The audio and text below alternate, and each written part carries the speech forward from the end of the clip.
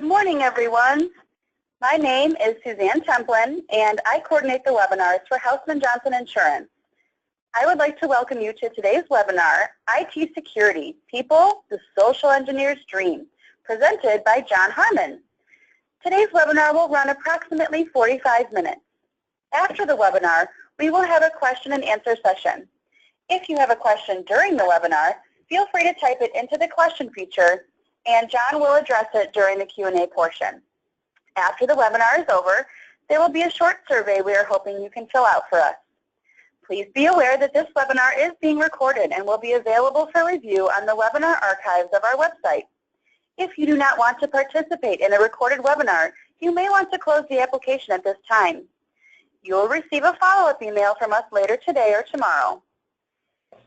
I would now like to introduce you to our presenter for today's webinar, John Harmon. He has a wealth of knowledge on this topic, and we are very thankful that he could share some of his wisdom with us today. Welcome, John.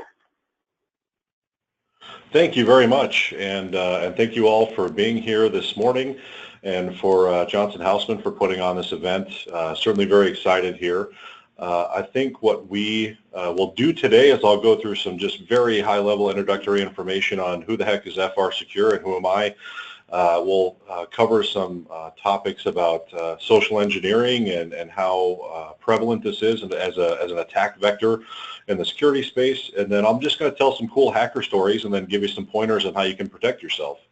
As mentioned, please have some questions ready. We will certainly spend some time at the end, whether it's a personal experience or something that is real specific or just something in general. We can certainly help out where we can. So let's get going. So again, we'll spend a little introductory time. I'll tell you about social engineering, just the different types and definitions. We'll review some famous social engineers, and then I'm going to tell some stories and tell you what to do. My name is John Harmon. I'm our Vice President of Operations here at FR Secure. I lead the security and project management teams. We have about 15 people on our security team and a handful of project managers as well.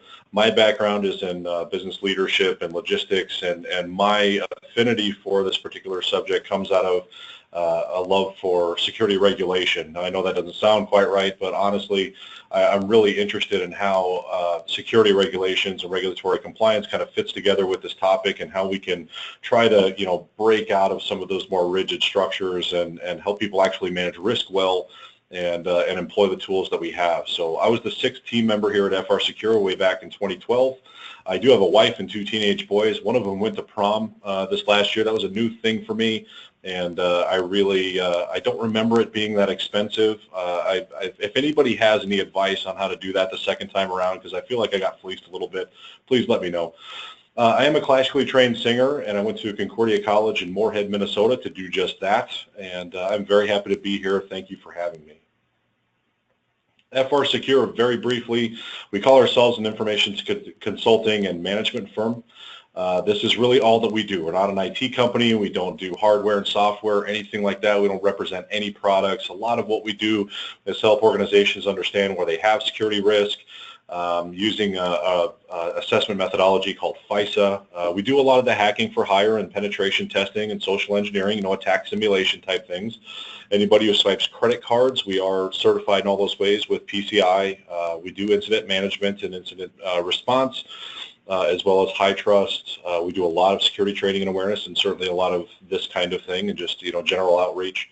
And then what we call V-services. So these are virtual chief security officers, somebody who can help you build security programs, write policies, kind of get you up to speed on some of this stuff. We are fanatics about our methodology. We love to mentor and teach and knowledge transfer and all those kinds of things. And again, we're product agnostic, so we're not going to, try to pitch any firewalls or anything here today, certainly. So social engineering defined.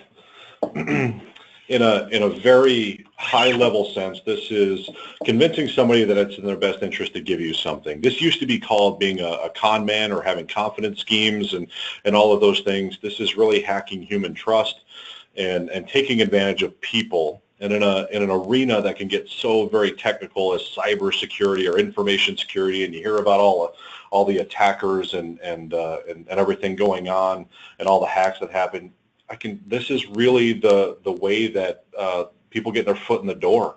The team of security professionals that we have at FR Secure are very technically gifted. And frankly, if they were going to make you a target, you probably wouldn't know they were there until they were gone. They were that skilled. They understand IT that well.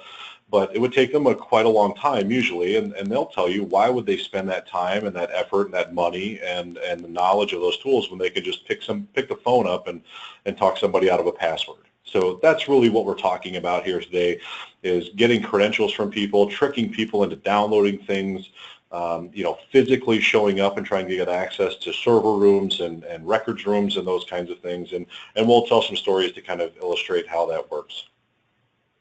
Famous social engineers. My favorite social engineer of all time, of course, is Mark Zuckerberg. Now, some of you may be asking, what in the world does a social media magnate have to do with social engineering? Well, this man has you utterly convinced that you need to share every detail of your personal lives on the public internet. And it is very public, no matter how you set your privacy settings. And he's even commented on this, and essentially in the early days of Facebook, before he had, people around him to help him watch his mouth, he basically called us all suckers for giving our addresses and locations and phone numbers and everything out over the internet. So certainly one of the more successful in terms of volume of information he's been able to get from the average public. The Greeks, the Trojan Horse, that was a pretty good scheme. Definitely a social engineering, tricking people into, believing that they should bring this into their city. And, certainly the Trojans paid dearly for that. Kevin Mitnick, if any of you have heard of him, he is a former wanted criminal, cyber criminal, and now is a consultant for many organizations. Pretty famous guy. And he is involved with a company called Know Before, in which they do a lot of security training and phishing and that kind of a thing, a lot of social engineering and then the subsequent training to deal. But if you ever are interested specifically in his tactics and kind of his history, he's a pretty interesting background and has a knack for knowing how to do reconnaissance on people to figure out what is going to make them give up information. Chris Adnagi, if you're interested in personal behavior, how people act, how to personally get information from people and how they use body gestures and facial expressions and those kinds of things, he is actually a world-renowned trainer of social engineers and hackers, and certainly somebody that if you're interested in that kind of thing is pretty interesting to read about. He's written a few books and is a pretty neat guy. And then second from the left there is Frank Abagnale. And if you've ever seen the movie Catch Me If You Can, so before the world of cybercrime, he was doing check fraud and convincing people that he was a pilot to get on airplanes and fly places, and was generally just somebody who was conning everybody out of everything.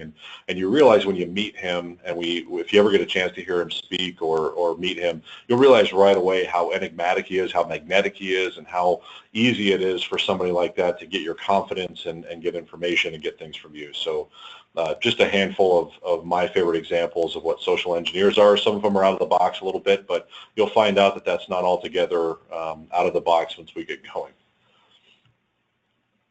Types of social engineering. Again, the best way to defend yourself against these types of attacks and to keep people from getting information from you is to know their tactics. The four main ways that we see as a security company out there still, phishing, which is electronic. This is sending email. Hey, we're from UPS. You have a package coming. Click my link.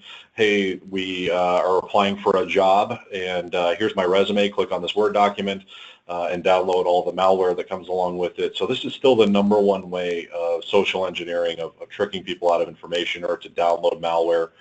And while we see the overall number of phishing emails going way down, the number of attacks are going way, way up.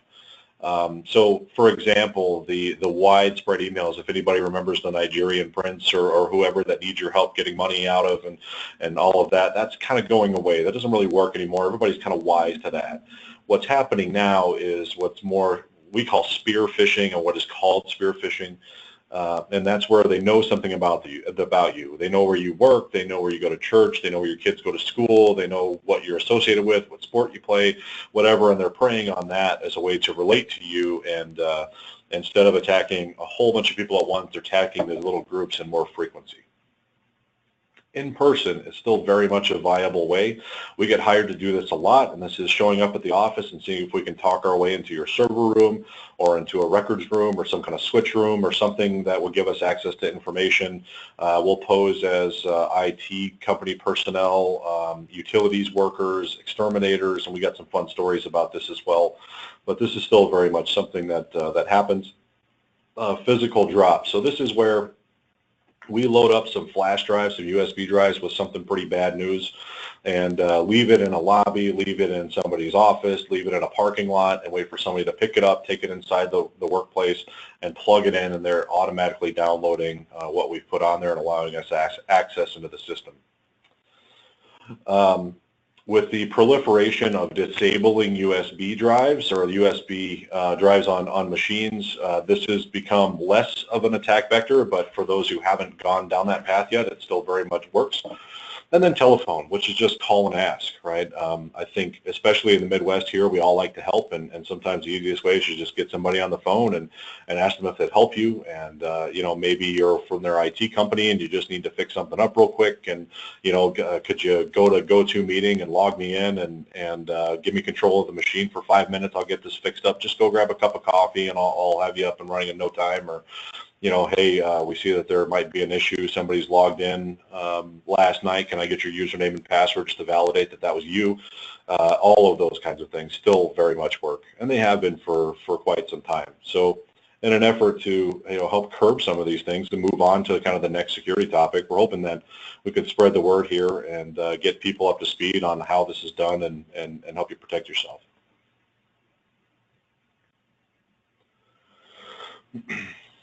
So a couple of examples of how we've utilized phishing in the past. These are more targeted at general users, but Citibank or any bank really, you know, click on this link to view your auto-generated message, to view your statement, or hey, we think there may be some fraudulent charges. Click this link and log in and tell us whether or not these charges are you or if they're fraudulent. And then we had great success when Outlook Web Access became more business friendly, and they kind of started rolling that out so people could access their Outlook from other machines. Didn't have to have the actual, you know, Outlook application. You could access it from any web browser. We had a lot of success with that, emailing people and saying, hey, we're updating Outlook Web Access. Click this link, log in. You'll get a success message. No need to tell us whether or not it worked. We're monitoring everything on the back end, and of course, you know, they're not going to Outlook Web Access, and they're not going to Citibank or wherever. They're going to our fake web page and adding and putting in their credentials, and then we're siphoning them off so we can go back in and use them later.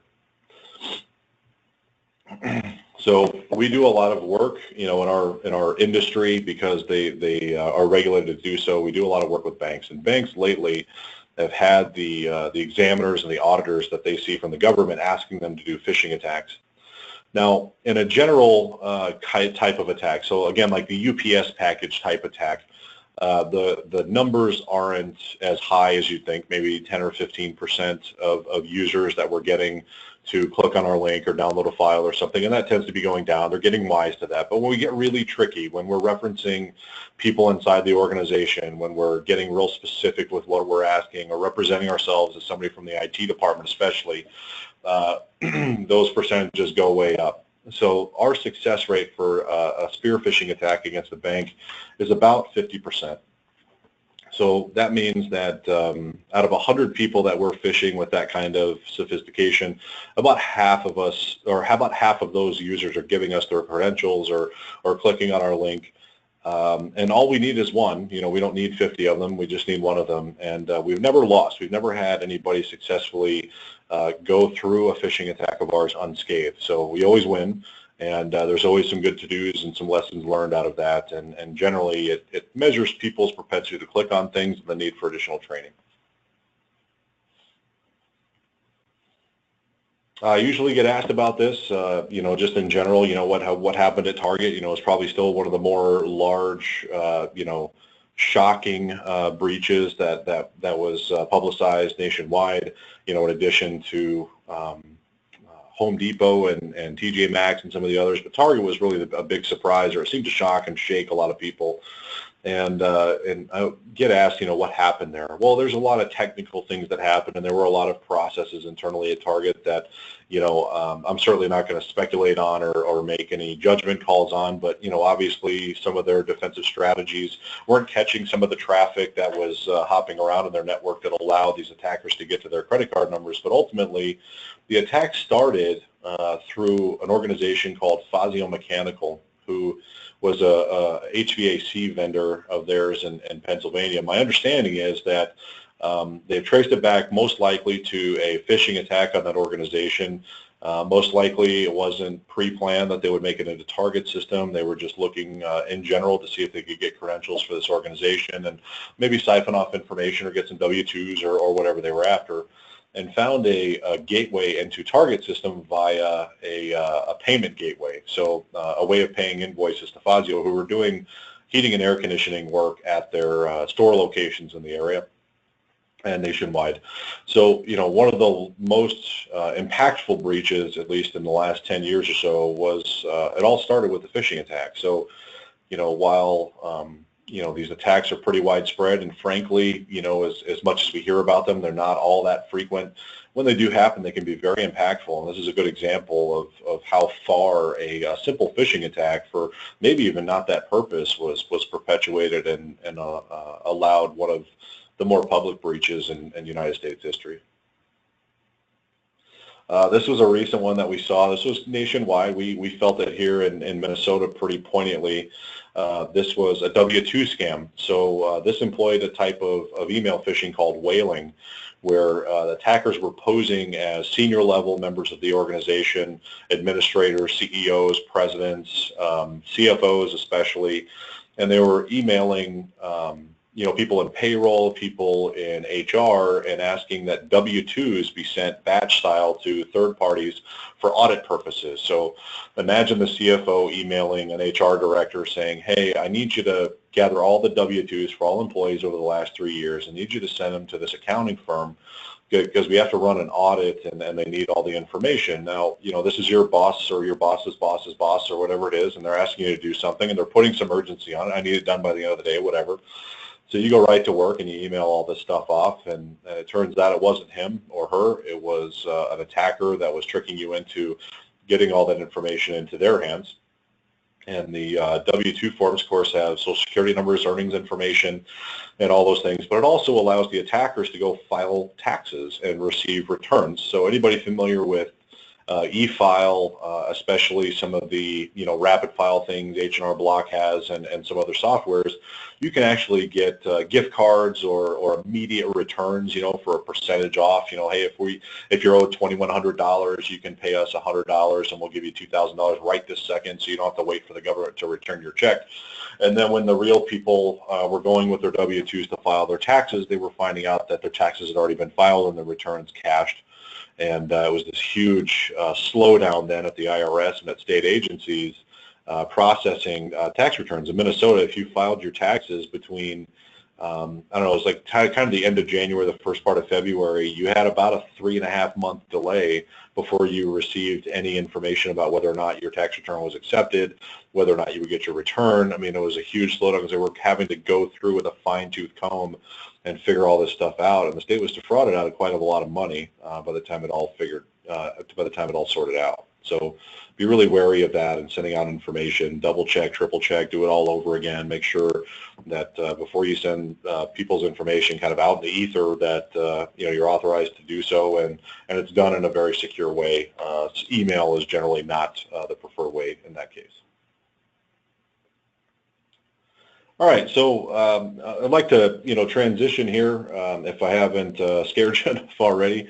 I want to tell some just kind of cool hacker stories. These are social engineers at FR Secure who were hired by organizations to socially engineer them out of information to see how well they would withstand such an attack. And most of these are of a physical nature. So we were getting physical access to certain areas and trying to exfiltrate data or get information or get access to records. So I'll tell a few of these stories, and if we have some time at the end or you want to hear another one, we have a few on the back burner as well. But this one I want to tell you is about the time we hacked a bowling team. Now, We were hired by one of these companies, and I'm not going to say which one. I can't say which one. That's in one of those big buildings in our downtown here in Minneapolis. And, they had the turnstile doors and the key card access and the 2 guards there all the time, and dealt with some very, very sensitive information, intellectual property and the like, and certainly a bunch of private information on their employees and customers and everything.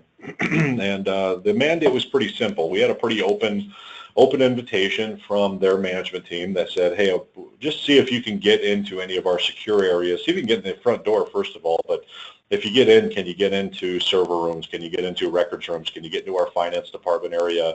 Could you get into executive offices, and just, give us a sense of how that works, and good luck. So we had about a 2-week window in which we were able to try this attack.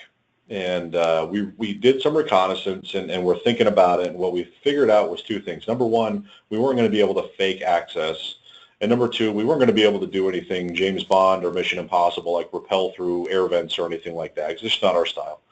But what we figured out is that we needed somebody's badge who already worked there, right? We needed authorized access, and we needed somebody probably who worked in IT for a couple of reasons. Number one, it doesn't look all that funny if IT people are walking around the office later at night. And we wanted to do it later at night because fewer people would be there. It'd be less likely that we'd get stopped if we were recognized or not recognized. So we thought, well, if we had somebody's IT badge, they're always running around fixing things late at night and updating things, so that won't throw up any red flags that an IT person's running around at 8 or 9 o'clock at night. But also, IT people have access to everything, right? They need to have access to everything so they can fix everything when it breaks, including executive offices and certainly IT closets and server rooms. So through some quick work on Facebook and just observation, we realized that the entire IT team goes bowling on Thursday nights. And so we followed them to the bowling alley on Thursday night. You know how it goes. You get to the bowling alley and you take off your jacket and you go get your shoes and your ball. Well, of course, somebody left their badge attached to their jacket, and we lifted the badge, went back to the office, and went through the doors, and within about a 30-minute period, badged into every office, every server room, every records room. We went to the finance office. We, moved some chairs around just to mess with people and just kind of generally, proved our point and left a business card on top of the server and the whole thing. So we head back to the bowling alley and return the badge so nobody even knew it was gone. And then the next day we said, hey, check the badge number, check this time, check the cameras. That was us. And of course they did. And the lesson learned here, the recommendations for them were a couple of things. Number one, we found out that the training for securing badges for employees was done annually, and it was not done upon onboarding.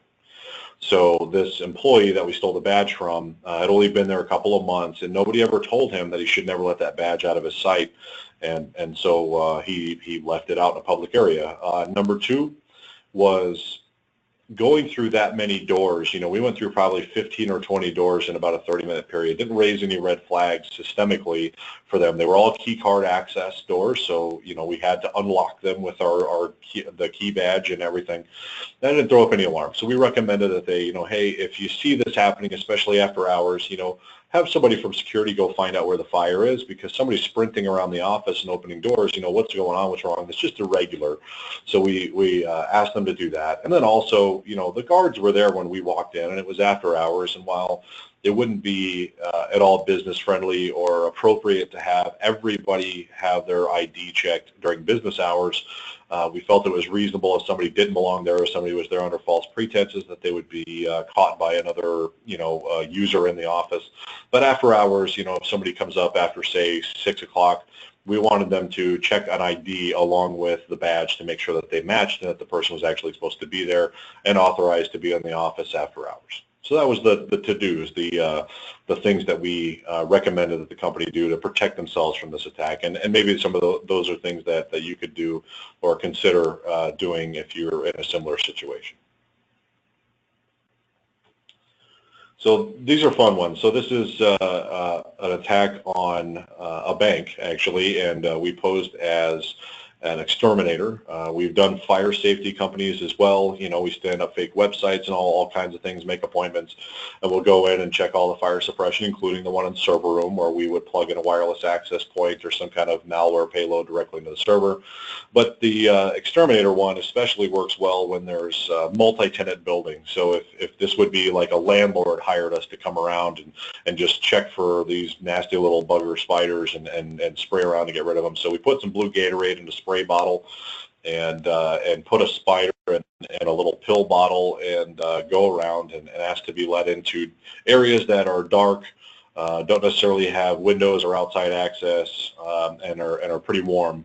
And that characterizes a server room pretty well. And while we're in the server room, we'll actually open up the pill bottle and set the spider loose and say, oh, yep, there they are. This is where we need to be. We need to spend a little time in here and spray and everything. And, you know, it doesn't take long for somebody to lose attention of us, and we can plug in, like I say, a wireless access point that'll give us wireless access to the server remotely, or to just download or to insert a USB drive somewhere that has a payload, or unplug something that's important, whatever.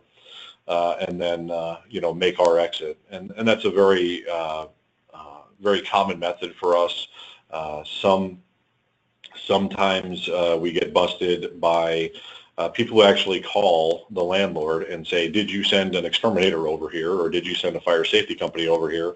And also making sure that when we arrived, we were escorted by somebody who was authorized to be in those areas, that we weren't just given, you know, whoever the intern was that was, you know, shredding paper by hand at the front desk to escort us around and stare at their phones the whole time, that we were actually escorted by somebody who knew what they were doing and knew when kind of to raise the red flag and go follow up on things.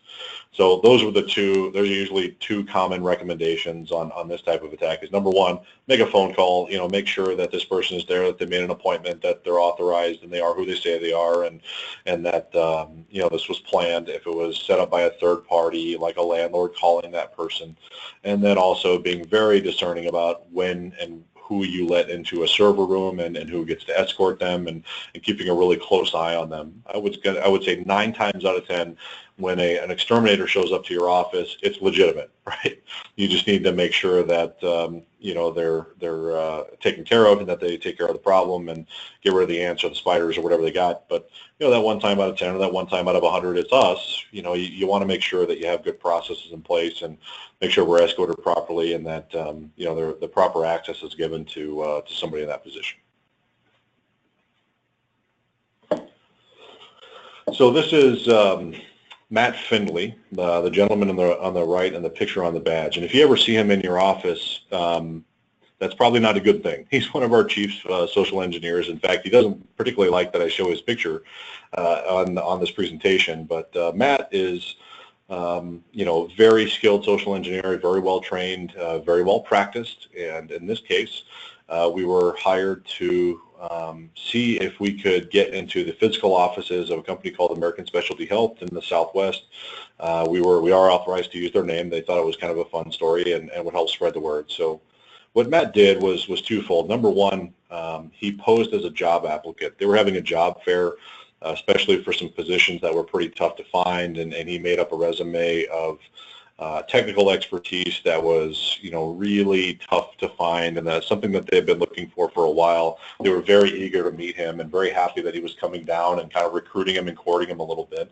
And one thing that he asked to do was to take a tour of the facility while he was there, so he could get the lay of the land, and if he was going to move from Minnesota to San Diego, that he would you know, like it here and like the workplace. So they gave him a tour, and along his travels, he was able to lift the badge that somebody left on top of their desk. He was able to plug in a couple of USB drives into computers, and while he was in the server room, actually plugged in a wireless access point.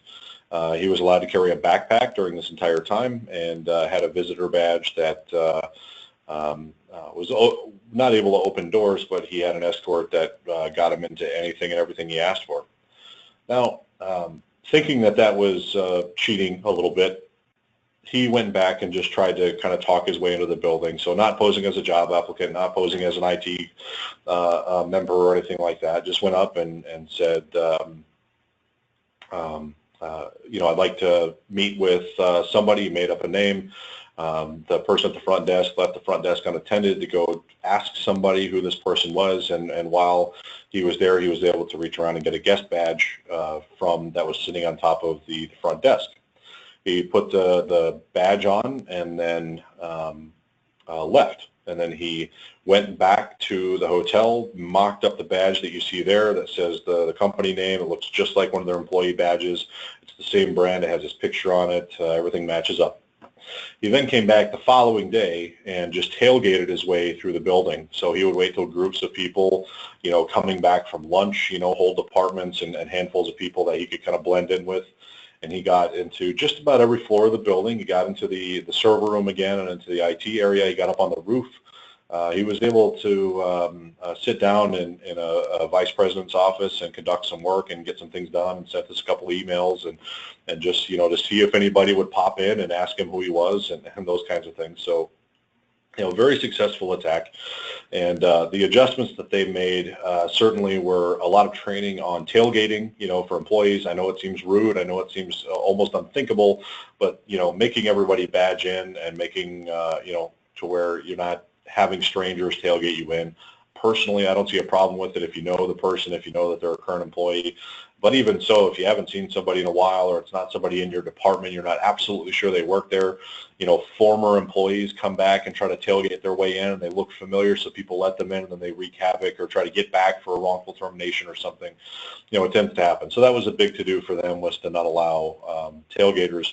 Also to secure the visitor badges at the front desk, and restrict access on those visitor badges totally. So even though he had a visitor badge and he wasn't supposed to be able to get to anything, there actually were some floors that he was able to get to with that visitor badge and not need to tailgate into.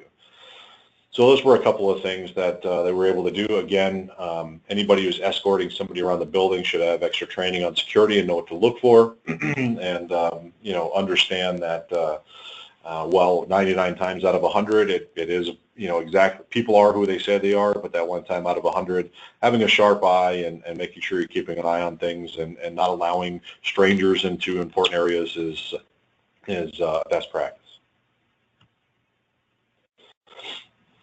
This is a common thing that we're seeing right now with Microsoft and some utility companies as well. But mostly, if anybody has ever gotten a call from Microsoft, right? Hey, this is whoever from Microsoft, and we're looking at your operating system. There's something wrong with it, and I need to help you fix it. And anybody who's been in IT for any measure of time that's ever actually tried to call Microsoft realize that them calling you would be an impossibility, right? They're already really awful to get a hold of, and you got to talk to 9 people before you get somebody who knows what's going on. And so the idea that they're actually calling you is not a thing. So don't ever answer those calls or do anything with them. It is absolutely false. I'm going to say 99% of the time. The other thing that's happening is companies who call and offer tech support, right? Hey, we noticed that you have a virus on your computer. We're we need to run a scan, give us access, download this link, we're emailing it to you. And what you're really doing is downloading malware or opening up your machine to be used to perpetuate spam and that kind of thing. And the thing with that is too, generally they charge for that kind of service. They're saying, oh, it's just $50 and we'll get you fixed right up. And they prey on people who are, very non-technical or, elderly or something like that. But the thing is that that's not illegal. As hard as we might try in the security community to root those kind of people out, all they're doing is calling you up, offering you IT services, and you're paying them for their services. Is it wrong? Yeah, absolutely. Is it illegal? Not yet. So beware of that. Help people understand that, especially from, in their personal lives and their personal standpoint, that, that may happen, and to just categorically ignore it and hang up the phone. Don't be talked into that. So social engineers, what do we really like? We like people who don't think it can happen to them. We're a small town in the Midwest. We're in Madison, Wisconsin. What could possibly happen to us? That happens in big cities. That happens out east. That happens overseas. We don't do business with the government. We don't have anything anybody wants. No, you do. And social engineers love that. I think, especially if you feel like you're flying under the radar. I'll tell you that, Wells Fargo, who is one of the largest financial institutions in the country, has about 300 people in their security department alone. And that's just in their security department, not their IT department. And they're watching from all angles, anybody who's coming after Wells Fargo. They have millions and millions of dollars to pour into security technology, and everybody's watching it and doing all the things that they're supposed to do. The likelihood that you could actually technically take advantage of Wells Fargo in any substantive way is much, much lower than it would be for somebody who operates an organization with less than 100 people, doesn't have anybody whose sole job it is to care about security, doesn't have millions of dollars in security budget, but still has things like W-2s, maybe has proprietary specs on things, maybe has information about clients or health information, credit cards, those kinds of things. Smaller organizations and people who just categorically kind of ignore it are low-hanging fruits and very ripe for social engineering.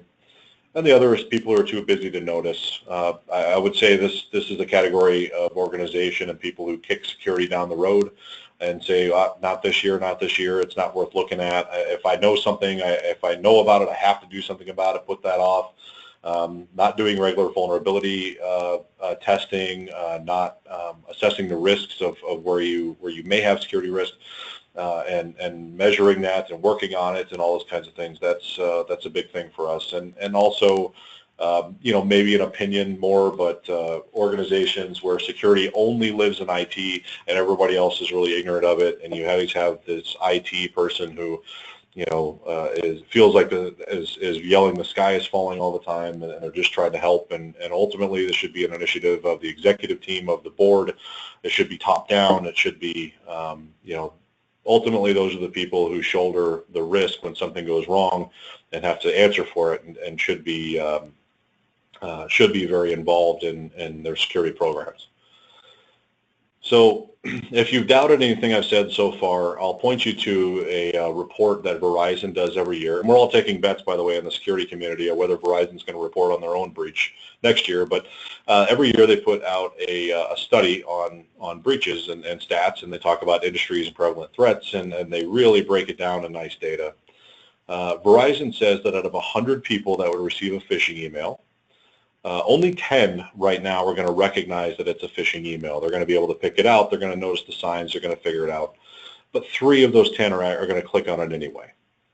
And if that doesn't scare you, I don't know what will. The fact that somebody would know they're about to do something malicious and bad and click on it anyway just to see what it does or whatever the heck is something that can't be ignored. So we have to raise awareness. We have to get in front of people. We have to leverage technology where we can, but mostly we have to employ people. They're our best line of defense, and make sure that we're curbing some of these things and stopping these attacks. So I'm not going to leave you hanging. So what do we do?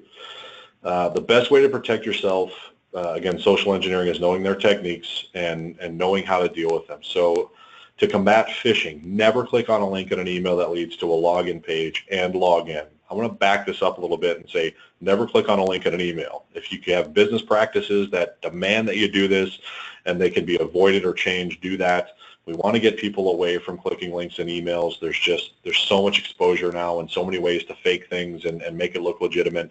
It's really hard to have an exception process here, but if you must, at least don't log in, don't download, don't run executables, that kind of thing. And then never click on a link and download a file, of course. That's a tough thing, for any HR people in the room that are getting resumes and that kind of thing. There are tools that you can have, run through and scan those files before you open them, or maybe have a repository online where they go instead of being emailed directly to you. Be wary of that. It's a pretty common attack. From a physical standpoint, question anybody that you don't know who seems out of place in your office. Ask for ID. Knowing where your access card, your keys are. At security people, we don't like physical keys. The actual keys like you would put in your front door. They're too easy to fake and copy, and they tend to not be managed very well. They get lost, or they just hang on a hook somewhere. So if you're going to lock something up and you want to restrict access to it, going to key cards is kind of the way to go now, or biometrics, thumbprints, that kind of thing. And then never allow somebody to tailgate. I know, again, that's hard, but especially for external doors or doors into sensitive areas. You know, if somebody's coming up to the door and, you know, the employee entrance in the back and you don't know who they are, hey, sorry, I can't let you in here. You got to badge in yourself or go around the front. We get into a lot of employee entrances by carrying cakes. You know, hey, it's Bill's birthday. Can you help me out? Yep, of course. Come on in. They'll follow you right wherever you're going to get a piece of cake. From a phone standpoint, never give out sensitive information over a phone call you didn't initiate. It's really important. So if you get a call from somebody saying, hey, you've been defrauded and we need to validate some things, can you give me your credit card number or whatever, hang up the phone and call back that fraud department in the way that you would normally call it back. So again, if it's Wells Fargo or something, hey, thanks for calling me. I'll call you right back. Call 1-800-2-WELLS and ask for the fraud department. Tell them who you are. I guarantee whoever you get, they will have your file. They'll be able to pull it up and help you out. Again, 99 times out of 100, that may be a legitimate call, but the one time it's not, you're going to give out your credit card or your bank information over the phone, and somebody's going to take advantage of you. And then never give somebody access to anything on a phone call you didn't initiate. So if the help desk calls you and says, hey, I need to take control of your machine for a minute, or I need your password to do so, the answer is no. Hang up the phone, call your help desk back the way you would normally call your help desk. Don't use the number that they gave you, and ask them, hey, you know, somebody just called me and wanted control of my machine. I think that's out of bounds. What's going on? How can I help you? Can somebody actually come see me? I'm not sure I'm supposed to be doing this. You know, they have a way. Social engineers have a way of raising urgency and getting you to think that this stuff is really important. But you need to kind of call a timeout, take a pause, and make sure that you know, it's a legitimate request.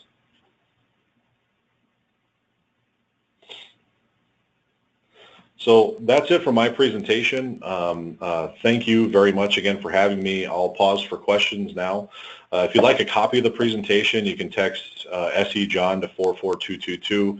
And if you're looking at doing a phishing attack on your organization, we'll do one for half price. Or you can just email me questions or concerns or anything that you may want more information on. We're really happy to help. We try to be good stewards of our expertise and ultimately be a resource. So any questions from the group, anything come through in chat that we can address?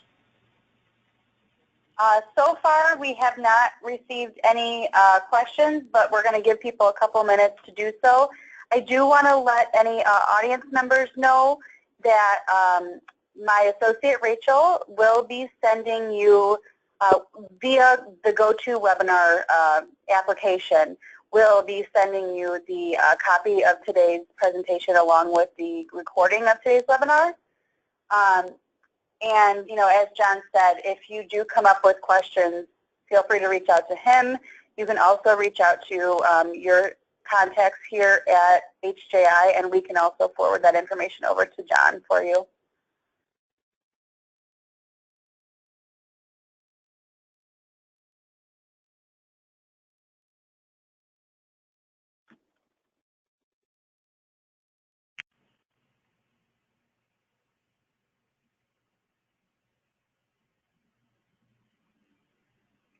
All right. Well, it doesn't look like there's any questions coming through.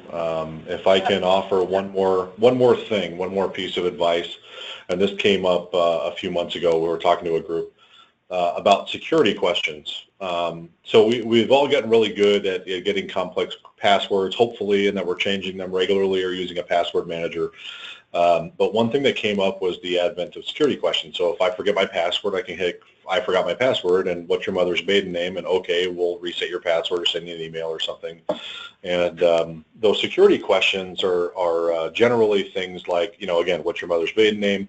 What street did you grow up on? What was your high school mascot? What was your first car? You know, all of these things. Well, it occurs to us that all of that information generally can be found on Facebook.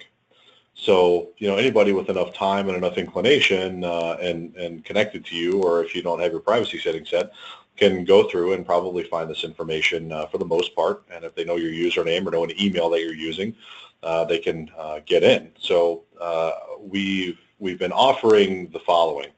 If you're going to answer security questions and you're like me and there's only so much brain power you have upstairs, you're not going to remember fake answers, and it really is just not feasible to keep track of them all. So I actually code my answers. So instead of, so I'm originally from Dallas, Texas, right? So that's where I was born. And instead of answering the question of where I was born of Dallas, I would move the first and last letter up or down and one in the alphabet. Now, I'm not going to tell you exactly how I would do it because then you'll hack me, but what I would do is if they would ask, you know, what city were you born in, I would spell Dallas like E-A-L-L-A-T, right? So I would just code that answer, just move something around in there. So I don't have to remember a fake answer. I just have to remember my way of coding it. And that way nobody can get into my stuff by resetting my password and knowing my security questions. Thank you, John. That was really a great webinar with tons of fantastic information for all of us to take back. And it actually looks like we did get one question that is extremely long, so just give me a minute here. The question is, how do you recommend keeping passwords safe when they need to be known by more than one user in the company? For example, if only one person has access to a website, but the CEO wants to know the password in case something happens to that person, is there a better way to keep track of company passwords besides a spreadsheet? Yeah, so there's a couple of things that I would say about that. Number one, if you can, and it's getting easier to do this as software tools and hardware vendors become more savvy and allow different levels and profiles of access, that you would just not share accounts like that. That I think is kind of the big to-do there, if you can, is to get away from shared login, shared passwords, and those kinds of things.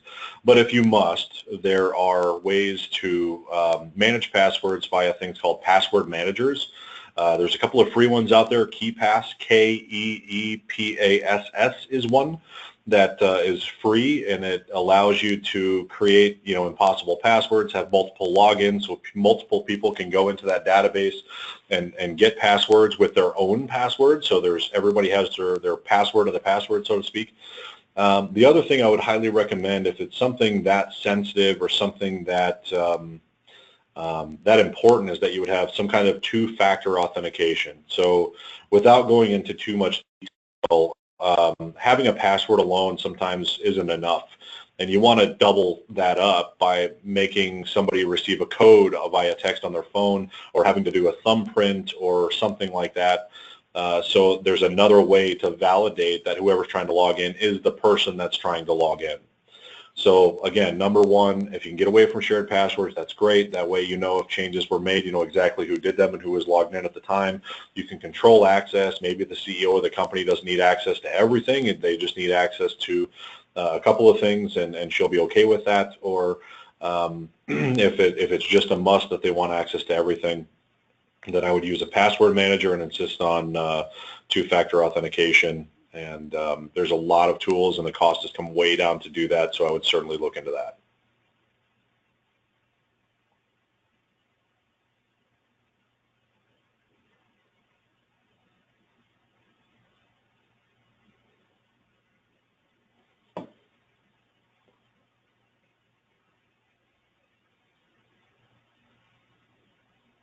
Were there any other questions?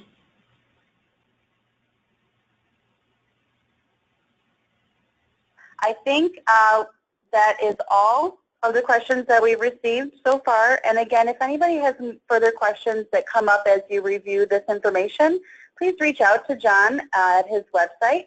Or again, you can reach out to us at Hausman Johnson, and we will be happy to forward your question over to John. Thank you, everybody, for joining us. And thank you, John, very much for this very, very interesting and thought-provoking webinar. Thank you for having me. Much appreciated. Everybody have a great rest of the week.